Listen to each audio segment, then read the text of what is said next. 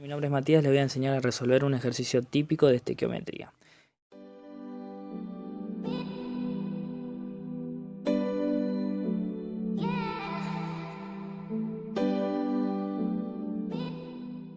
En un recipiente cerrado se colocan 25 gramos de una muestra de hierro con una pureza del 78% y 1,40 litros de una solución de ácido clorhídrico 2,19% masa en volumen. El rendimiento es de un 88% y esos son los datos que nosotros tenemos.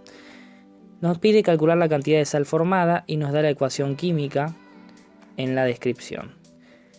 Hay algo que se llama principio de conservación de la masa, en donde nos dice que de un lado, del lado izquierdo, tenemos los reactivos y del lado derecho los productos. Ambas masas, ya sea de los reactivos y de los productos, deben ser iguales. En eso se basa el principio. Vamos a armar una tabla que conste de masa molar, de moles y de gramos, o sea masa.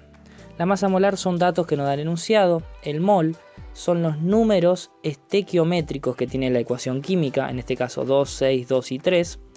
Y la masa se la calcula con una formulita que es moles por masa molar. Es decir, multiplican los primeros dos de la tablita. La completan. Luego tenemos datos. Nos da 25 gramos pureza 78%. Es decir, que si nosotros tenemos una muestra, tenemos por un lado algo impuro y algo puro. Lo impuro no me importa, solo me quedo con lo puro. Por ende tenemos el concepto de pureza y se lo calcula con la fórmula de la derecha. Es decir, que la masa pura va a ser igual a la masa muestral por el porcentaje de pureza dividido 100. En este caso la masa pura va a ser 25 gramos la muestra por 78 de pureza dividido 100%. Porcentaje y porcentaje se va, es decir que me queda gramo, en este caso 19,5 gramos de masa pura. Ahora vamos con el otro reactivo. Tenemos 1,4 litros, entonces hay que ver que litro hay que pasarlo a mililitro. Y para eso yo les di una equivalencia de que un litro vale 1000 mililitros. 1000 mililitros es lo mismo que un litro, por ende 1,4 litros va a equivaler a 1400 mililitros. Y eso es de solución. Ahora a resolver.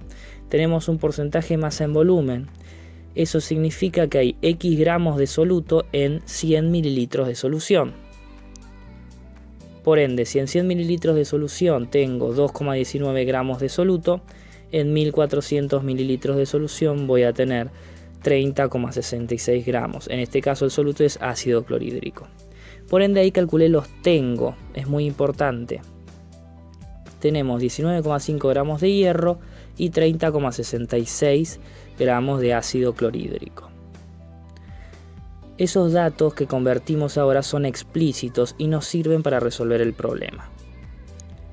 Debo saber, para poder responder sí o sí, quién es el reactivo limitante. Siempre, eso es clave.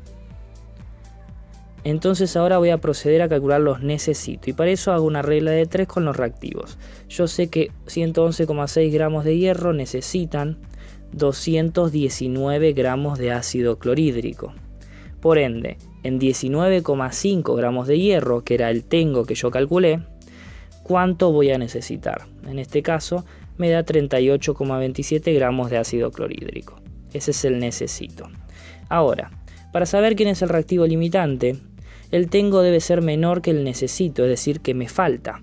Y en este caso yo tenía 30,66 gramos de ácido clorhídrico y 38,27 gramos de ácido clorhídrico en necesito. Por ende se cumple que el tengo es menor que el necesito. Ese es el reactivo limitante. Al tener el reactivo limitante puedo responder. Entonces ahora me fijo la pregunta. Vamos a escribir en rojo para no confundirnos. Ahora trabajamos del lado con los productos. Debo saber quién es el producto en cuestión porque me dice sal formada.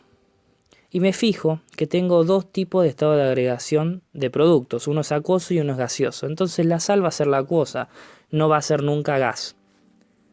Ya sé que la sal es el cloruro férrico. Cantidad de sal formada es lo mismo que mol. Por ende me pide los moles de sal. Ahora vamos a responder entre el reactivo limitante y la sal. Yo sé que con 219 gramos de ácido clorhídrico formo 2 moles de sal. Por ende, en 30,66 gramos de ácido clorhídrico me va a dar 0,28 mol de sal. Es decir, que uso el tengo del reactivo limitante. Esos 0,28 mol de sal es lo que tendría que haber tenido de producto. ¿Por qué tendría? Bueno, porque yo ahora tengo algo que se llama rendimiento y por eso lo resalté en amarillo.